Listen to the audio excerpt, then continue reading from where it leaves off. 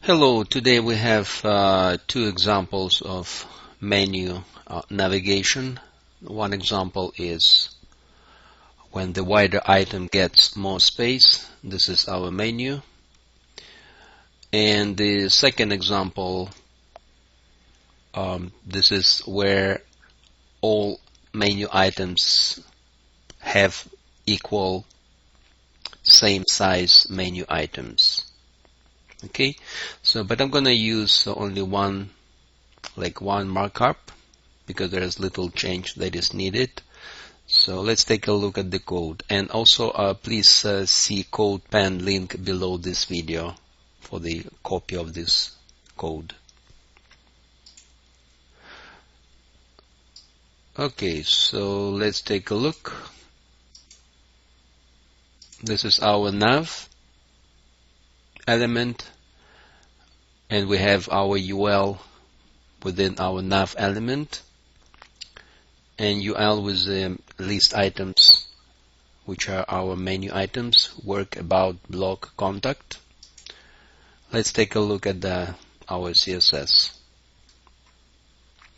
Okay, so nav, we gave it a width of, I'm not gonna type the code. I'm just it's quicker if I just explain the code.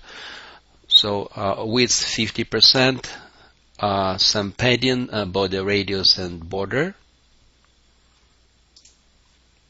So 50%. This is our border with rounded corners, which gives this body radius. Then we target our nav UL, our unordered list. We make it display flex, and then list style type none, which removes bullets, and we also remove default padding and margin from our list. Okay, and we display flex, again display flex. The default is flex direction row start. Okay, then I'm just gonna skip this nav li, so we'll take a look at it further later. So, and then we just target our links, hrefs, these ones. The default link is inline. We make them display block. Then we remove underline, text decoration none, then color, background color, and then some padding and the border. So that's basically our styling. But let's go back to this nav li. So what happens here? Okay, so nav li, when we use flex auto, this is actually gonna be our first example with flex auto when the longer item gets more space. And what happened is flex auto, it corresponds to this. I'm gonna put a comment here. I already have this comment in my notes.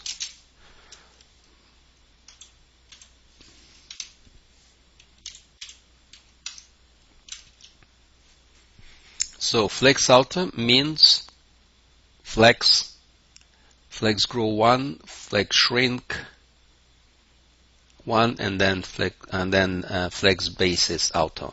And what it means is we say here flex grow 1 yes, so allow flex grow. And we say flex shrink 1, meaning yes, allow to shrink if needed. And then we say flex basis auto. And that's the most important here, because when we use here a flex basis auto, flexbox, it means flexbox is using max content size as initial value, and as a result the widest item gets more space when the space is distributed for the items. Okay, so let's take a look actually in Chrome what's happening.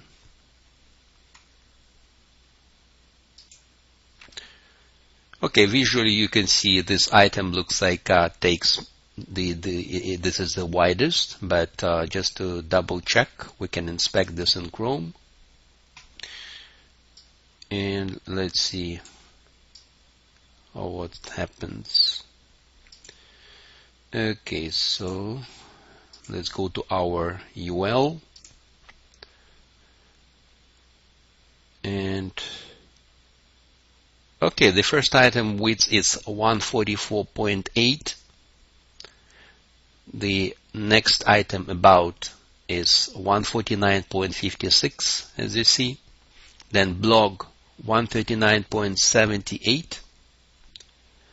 And our contact is 162.89, which is the widest.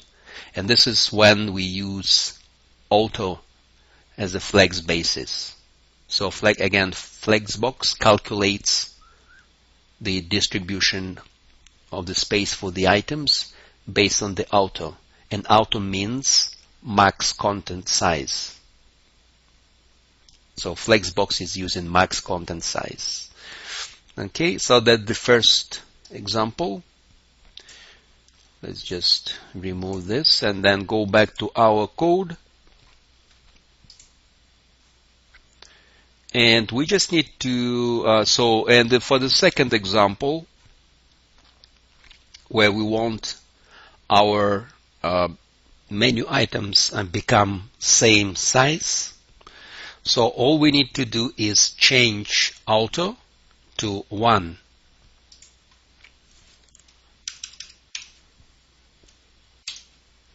And this means flex 1, shorthand, it corresponds to flex 1, 1, and then 0.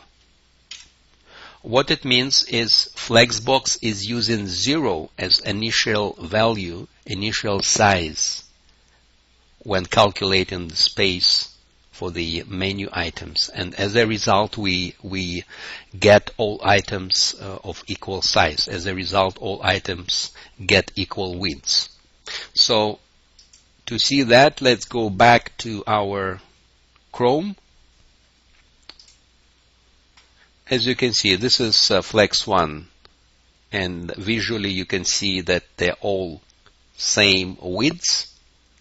But just to double check, let's go to our Chrome inspector and check. We go to nav, UL, and the first item work, li, 149.25. Second one about 149.25, third one same, and the fourth contact same. Okay, so again I'm gonna post a link to CodePen with the code, and as always guys, thank you for watching. This is all I wanted to share with you today.